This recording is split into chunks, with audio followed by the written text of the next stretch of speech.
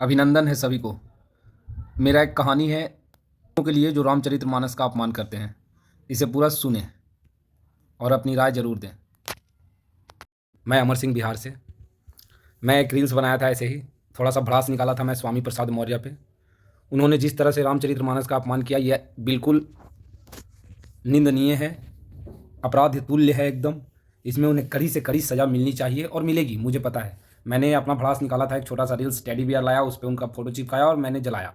वो मेरी आस्था थी। मेरा कहने का मतलब है ये कि जो रामचरितमानस पे आज उंगली उठा रहे हैं, उनको क्या रामचरितमानस के बारे में पूरा पता भी है? जो अति पिछड़ा समाज और जो SC ST के लोग, आज रविदास दास दास की बात बोल रहा हूँ, इसलिए कि जो हमारे भाई लोग हैं, इन लोगों को पता है कि रामचरितमानस को किसने लिखा? श्री गोस्वामी तुलसीदास जी महाराज ने। वो भी अति पिछड़ा और SC ST से ही आते थे, लेकिन उनके लिखे हुए ग्रंथों को आज हम लोग सम्मान और इज्जत और आस्था है, उससे भरोसा जुड़ा हुआ है। जिसका आप लोग अपमान कर रहे हैं, वो आप ही के बिरादरी से। आज वाल्मीकि जी जिन्होंने रामायण लिखा, वो कौन थे? वो भी तो अति पिछड़ा समाज से ही थे, लेकिन क्या उनकी हम पूजा नहीं करते? करते हैं। भीमराव बाबा साहेब अम्बेडकर क्या थे? उन्होंने सनातन में नहीं, उन्होंने बौद्ध के कल्चर को अपनाया। उन्होंने सनातन धर्म का कभी अपमान नहीं किया। उन्होंने कभी ये नहीं बोला कि हम भगवान ब्रह्मा विष्णु महेश को नहीं मानते। दो चार चूतिए आ गए हैं बीच में, उन्होंने ये सब ड्रामा करके रखा, दो चार पैसे के चलते, चंदीगिरी के चलते। ये जय भीम जय मीम क्या है? जय भीम जय मीम क्या है ये? कोई भाई बता सकता है? जय भीम तो मानते हैं, चलो जय भीम जय बाबा साहब अम्बेडकर। जय मीम क्या है? मैं जय भीम जय मीम का बिल्कुल सपोर्ट नहीं करता हूँ। एक है जय भीम नमो बुद्धाय, ठीक है, जय भीम बाबा साहब को भी हम नमन करते हैं, भगवान बुद्ध को भी नमन करते हैं, तो जय भीम नमो बुद्धाय सही है। लेकिन जय भीम जय मीम का नारा जो अकबरुद्दीन ओवैसी भी संसद में लगाता है, हम उसके नारे का सम्मान कभी नहीं करेंगे। दूसरी चीज़ कि श्री रामचरितमानस में एक कहानी है, संदर्भ में मैं ये कहानी आप लोगों को बता रहा हूँ। ये परम गुरु श्री परमहंस रामभद्राचार्य जी महाराज, जो दोनों आँख से अंधे हैं, लेकिन उन्होंने राम मंदिर बनने में अहम योगदान निभाया। जो उन्हें जज ने बुलाया, वो गवाही देने गए थे कि वो आखिर यहाँ पे क्या है, प्रूफ क्या आपके पास कि यहीं पे श्री राम का जन्म हुआ। तो इन्हें बुलाया गया और वो ग्रंथ से इन्होंने बताया कि भाई साहब आप इतना पेज नंबर खोलो और उसमें ये देखो कि ये वर्णन किया हुआ। ये एक अंधा व्यक्ति इतना ज्ञानी कैसे हो सकता है? उनकी बातों को मानते हुए मैंने उन्हीं के मुख से एक कहानी सुना, श्री गोस्वामी तुलसीदास जी की महिमा। उन्हें भगवान श्री राम का साक्षात दर्शन होता था, भगवान हनुमान का साक्षात दर्शन होता था उन्हें। भगवान श्री राम ने ही, हनुमान जी ने ही बोला था कि आप चित्रकूट पर्वत जाओ, वहीं प्रभु श्री राम मिलेंगे, आप वहीं से। उन्होंने वहीं पे जाकर श्री रामचरितमानस का निर्माण किया और वहीं पे लिखे। एक बार राजा अकबर गोस्वामी तुलसीदास जा रहे थे कहीं से, तो रास्ते में देखे कि बहुत गांव में, एक शाम का समय था, गांव में गए, वहाँ पे काफ़ी भीड़ थी, तो काफ़ी लोग रो रहे थे, दुख का समय था। एक 30 वर्ष का युवा जवान मर गया था। गोस्वामी तुलसीदास वहाँ पे भीड़ के पास पहुँचे, लेकिन उस जो जवान की जिस जवान की मृत्यु हुई थी, उसकी बीवी आई और गोस्वामी तुलसीदास के पैरों में अपना सर रख के और रोते रोते प्रणाम की। गोस्वामी तुलसीदास जी ने बोल दिया कि अखंड सौभाग्यवती भवा। इतना बोलते ही वहाँ पर सभी लोग जुटे थे। वो बोले, बाबा आपने ऐसा आशीर्वाद क्यों दिया? ये इसका पति अभी जस्ट 5 से 10 मिनट पहले मरा है।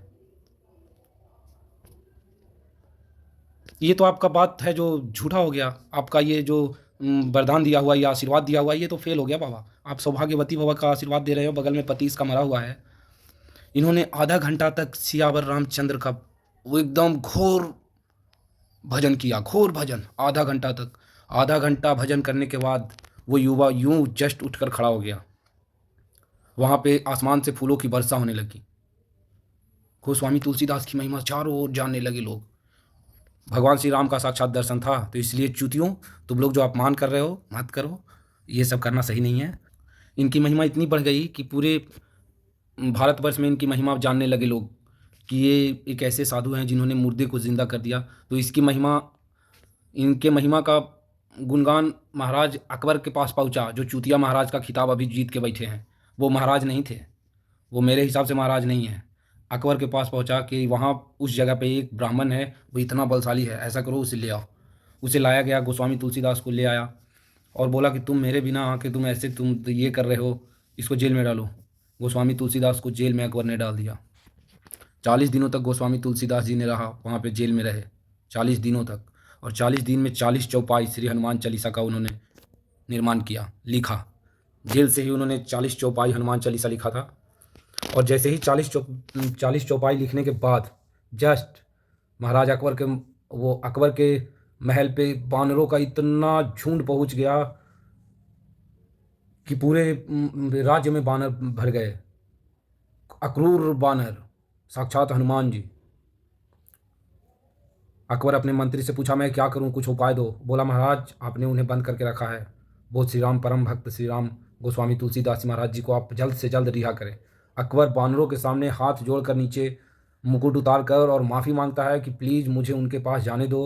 उनको रास्ता मिलता है, वो जाता है और उनको गोस्वामी जी को जेल से लाता है अकबर। और जैसे ही जेल से लाता है तो गोस्वामी तुलसीदास जी ने बोला था कि अकबर तुम अब यहाँ कभी मत रहना, तुम लौट के वापस महल मत जाना, नहीं तो तेरा पूरा महल भस्म हो जाएगा। उस दिन से राजा अकबर कभी फतेहपुर सीकरी नहीं गया, वो दिल्ली में आके और दिल्ली में ही से ही अपना राज चलाने लगा। समझ गया ना। तो ये गोस्वामी तुलसीदास जी की थी, ये मेरी नहीं थी। इसलिए वो सब जो अति पिछड़ों की बात, जो दो चार चूतियों के चलते, वोट में राजनीति के चलते, एक अकेला मोदी को हराने के कारण ये सब जो ड्रामा कर रहे हो ना भाई साहब, ये गंदा है, ये मत करो प्लीज़, रिक्वेस्ट है सभी से। जय श्री राम। जितने भी हिंदू भाई हैं मिल के रहेंगे। पठान बुरी तरह फ्लॉप हुई, आने वाली गदर 2 से अपना पता चलेगा, सेकेंड लास्ट रिजल्ट दिखेगा। और आपका श्री राम मंदिर निर्माण अयोध्या उद्घाटन 14 जनवरी 2024 को एकदम भव्य राम मंदिर का उद्घाटन हो रहा है अयोध्या में। उस दिन आपको सनातन धर्म की ताकत दिखेगी वहाँ। जय श्री राम।